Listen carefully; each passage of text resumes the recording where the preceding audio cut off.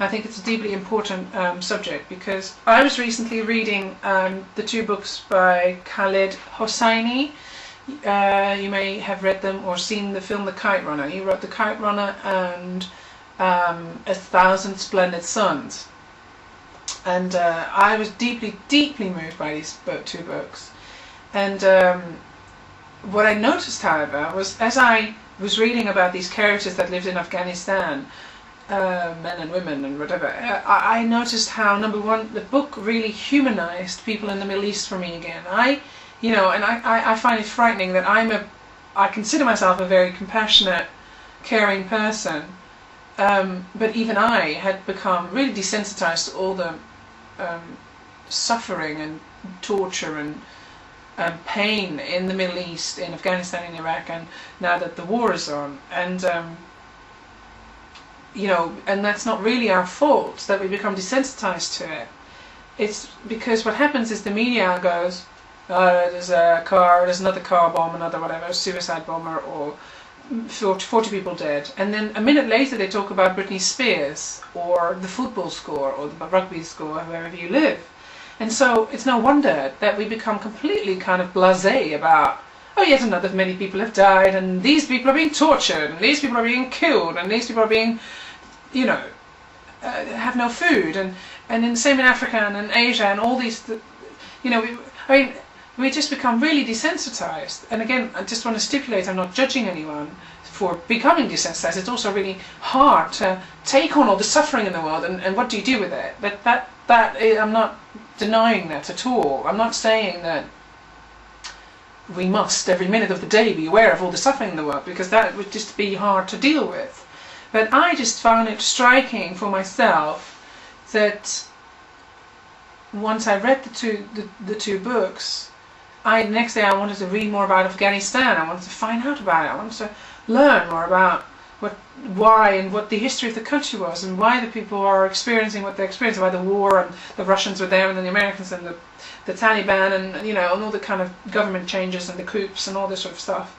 And I just found it kind of really sad that it took 2 books for me to care again. And that it's not that I don't care. Of course I care. Of course I care about everyone and all the suffering. But I know that on a daily basis, if I read the newspaper and I read yet again, that many people died here or there, unless it's like 60,000 people have died. Suddenly everyone goes, oh my God, 60,000! We need to kind of bring in money, quick, and then do something for it. But after a while, people get desensitized. So even the Burma stuff, the China stuff, the earthquake, the Burma, typhoon, I've sort of forgotten about it.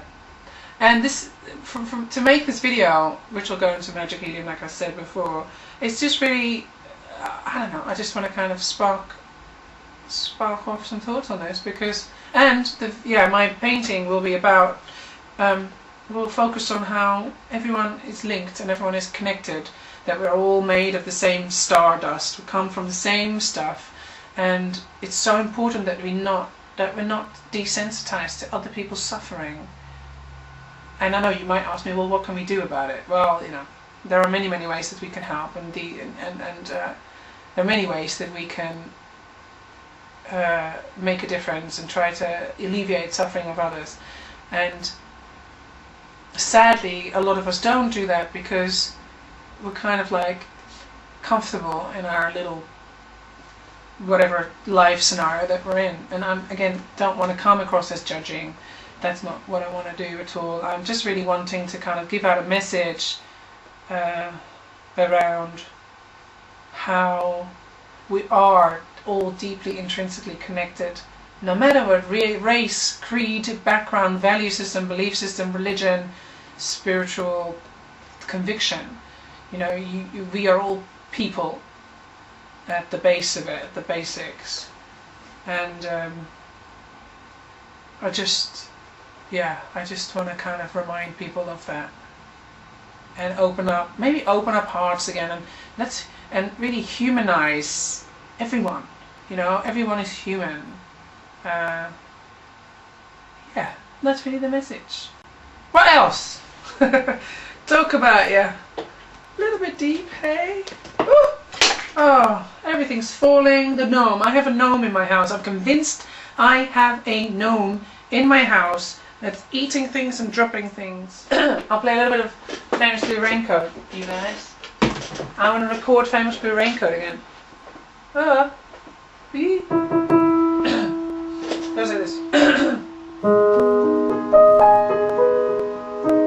So beautiful, this song. It's really, really beautiful. It is beautiful. It's 4 in the morning, the end of December. I'm writing you now just to see if you're better. New York is cold, but I like where I'm living. There's music on Clinton Street all through the evening. I hear that you build in your little house deep in the desert. You're living nothing now. Hope you're keeping some kind of record. And Jane came by with a lock of your hair. She said that you gave it to her on the night that you came to a rent-a-go clear. Did you ever go clear?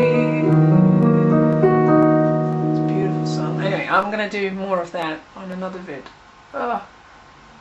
If the gnome lets me. And I can't remember the lyrics that he wrote, but I know that they're beautiful because everything he writes is beautiful. Then did you hear your little house deep in the desert? But then the best bit is thanks for the trouble you took from her eyes.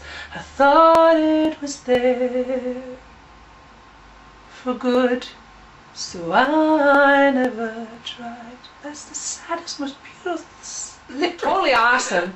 So, thanks for the trouble you took from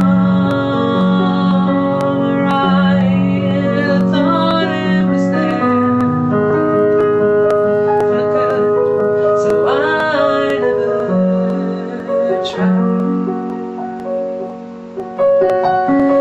Jane came by with a lock of your anyway, so that's that. That's Famous Blue Raincoat. This is not going to fit on one video, is it?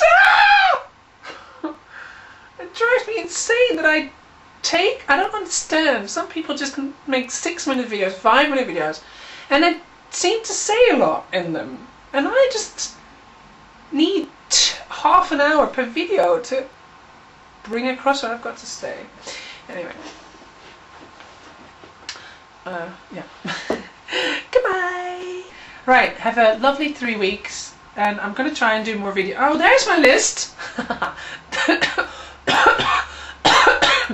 The gnome has been kind. I can double check if I told you everything.